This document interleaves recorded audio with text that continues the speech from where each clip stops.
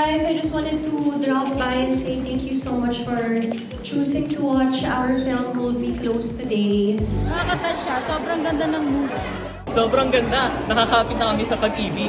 Panoorin niya para maging positive yung tingin niya sa buhay. Ano muna yung nagustuhan mo sa akin? Kasi lang naman akong weirdong tao. Wala akong ginagawang interesting sa buhay. So, bakit?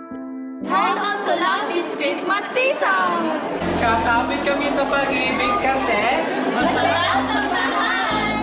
Positive na positive, kapit na sa pag-ibig. Nasa-sense ko kung magdadala ng sakit to sa isang tao sa buhay ko. Sa akin, anong nasa-sense mo? Wala. Wala kang magiging kabuluhan sa buhay ko. Merry Christmas! Please do watch Hold Me Close, now showing in cinemas.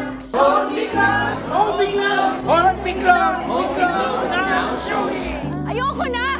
Palayain na natin yung mga sarili natin!